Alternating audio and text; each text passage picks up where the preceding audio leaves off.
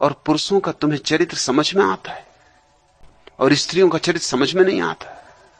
कैसा पाखंड है। स्त्री ने हमेशा पुरुष ने जो भी उससे कहा है उसे मान लिया है, सरलता से स्वीकार कर लिया है। उसका अगर कोई कसूर है तो यही है कि उसने कभी बगावत नहीं की, इंकार नहीं किया। उससे जो झूठी बातें मनवाई वही मान ली, फिर भी उसका चरित्र तुम्हें समझ में नहीं आता। और दुष्चरित्र तुम हो, पुरुष है।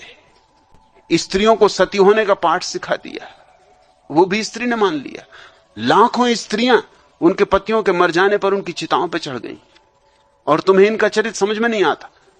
और ये जिन्होंने सती की व्यवस्था जारी की, इनमें से एक भी कभी अपनी पत्नी के मरने पर उसकी चिता पे ना चढ़ा। एक सता ना हुआ, सतियां ही सतियां होती रही। एक आध तो सता हो जाता, कहने को तो बात रह जाती कि नहीं भाई, सतियों का चौरा ही नहीं, ये सता का चौरा है। स्त्रियों को चढ़ा दिया बलवेदी पर। क्यों? क्योंकि संपदा है। पुरुष मर के भी ये तय कर लेना चाहता था कि मेरी स्त्री किसी और की ना हो जाए। वो मर के भी अपना कब्जा कायम रखना चाहता था। सबसे ज्यादा उचित उपाय यही था कि स्त्री भी मर जाए, क्योंकि जिंदा रहे तो जिंदगी का क्या भरोसा। जिंदगी स्वतंत्रता है। आज कुछ है, कल कुछ है, जिंदगी रोज बदलती। कल किसी से प्रेम हो जाए, कोई इसी पुरुष ने तो ठेका नहीं ले लिया था। एक दिन इससे भी प्रेम नहीं था, फिर इससे प्रेम हो गया, तो एक दिन किसी और से भी प्रेम हो सकता है। यह संभावना ही मिटा दो, जीवन का ही अंत कर डालो। ये महाहत्या धर्म के नाम पर चलती रही। और ध्यान रखना, सती होना आसान मामला नहीं है। जरा आग में अपना हाथ डाल के देखना, तुम बाहर ना भी निकालोगे तो हाथ अपने आप बाहर निकल आएगा। रिफ्लेक्स एक्शन वैज्ञानिक कहते हैं कि कोई निकालने की जरूरत नहीं है। जो आदमी कोमा में बेहोश पड़ा हो, उसका हाथ भी आग में डाल दो, वो भी बाहर आ जाएगा। इतनी बुद्धि तो हाथ को ही है, इसके लिए उसकी खुद की बुद्धि की कोई जरूरत नहीं है। यह हाथ बाहर निकल आएगा।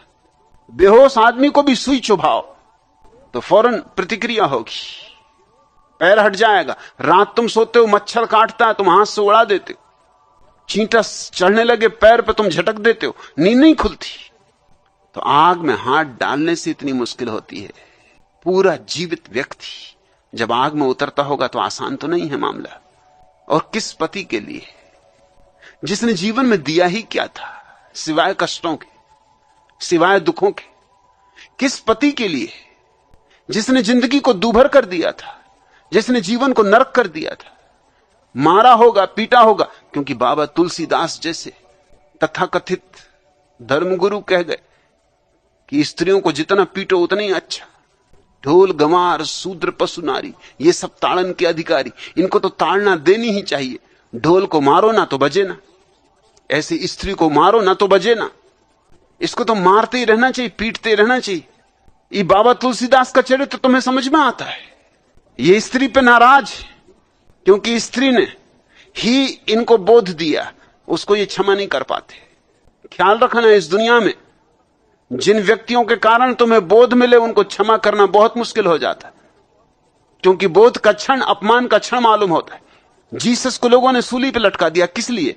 क्योंकि जीसस ने हजारों लोगों को बोध देने की कोशिश की। लोगों के बर्दाश्त के बाहर हो गए कि यह हमें बुद्धू समझ रहा है, हमें बोध दे रहा है।